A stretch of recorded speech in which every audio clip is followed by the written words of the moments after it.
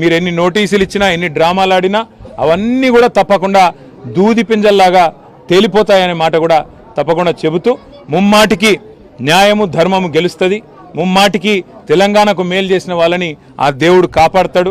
మీరు ఎన్ని చిల్లర ప్రయత్నాలు చేసినా వచ్చి 17 నెలల నుంచి మీరు చేస్తున్నాయని చిల్లర ప్రయత్నాలే, ఈ కమిషన్ అని ఆ కమిషన్ అని ఈ ఎంక్వైరీ అని ఆ ఎంక్వైరీ అని. అందుకే నేను చెప్పేది ఈ 3D మంత్రం ఎక్కువ రోజులు నడవదు. ఈ డిసెప్షన్, డిస్ట్రాక్షన్ అనే మీ ఆలోచన ఏదైతుందో ఎక్కువ రోజులు నడవదు. తప్పకుండా తెలంగాణ ప్రజలు తిరగబడే రోజు కూడా వస్తుంది. ముమ్మాటికి రేవంత్ రెడ్డి ప్రభుత్వానికి, స్కామ్ గ్రేస్ ప్రభుత్వానికి. ఎస్ఎల్బీసీ టనల్ కూలి 8 మంది చచ్చిపోయి 3 నెలలు అవుతా ఉంది, రేపటితో 3 నెలలు నిండుతుంది. ఇంకో ప్రభుత్వంలో సమర్థుడైన ముఖ్యమంత్రి ఉంటే మంగళగ్రహం నుంచి కూడా ఈ పాటికే తిరిగి మనుషులు అక్కడికి ఎక్కువపోయి ఉంటే ఆడికెళ్ళి తెచ్చేటోళ్ళు. సమర్థవంతమైన ప్రభుత్వం ఉంటే చేసే పని గది.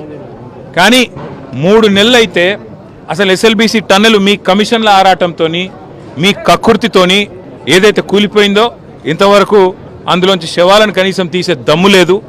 కనీసం ఆ పనుల విషయంలో ఏం జరిగిందో చెప్పే పరిస్థితి లేదు. అదేవిధంగా సుంకిశాల రిటైనింగ్ వాల్ కూలిపోయింది. సుంకిశాల రిటైనింగ్ వాల్ కూలిపోతే ఇప్పటి వరకు ఆ సంస్థ మీద కానీ, ఆ ఎందుకు కూలిపోయిందన్న దాని మీద కానీ ఎలాంటి ఎంక్వైరీ లేదు, ఎలాంటి కమిషన్ లేదు. ఆ సంస్థ మీద ఎలాంటి చర్య తీసుకున్న పాపాన పోలేదు. వట్టెం పంప్ హౌస్ మునిగింది కాంగ్రెస్ వచ్చిన తర్వాత, ఇంతవరకు దాని మీద చర్యలు లేవు. పెద్దవాగు ప్రాజెక్టు 2 సార్లు కొట్టుకుపోయింది, దాని మీద చర్యలు లేవు. అందుకే ఇది కాంగ్రెసు బీజేపీ కలిపి వండుతున్న వంటకం ఏదైతే ఉందో, కాళేశ్వరాన్ని ఒక విఫల ప్రయోగంగా చిత్రీకరించే ప్రయత్నం ఏదైతే ఉందో, ప్రజలకు వాస్తవాలు తెలుసు. మాకు ఈ దేశంలోని చట్టాల మీద, న్యాయ వ్యవస్థ మీద మాకు సంపూర్ణమైన విశ్వాసం ఉంది. తప్పకుండా ఈ ప్రభుత్వాన్ని మాత్రం తప్పించుకుందామనే ప్రయత్నం చేస్తూ ఉన్నారు.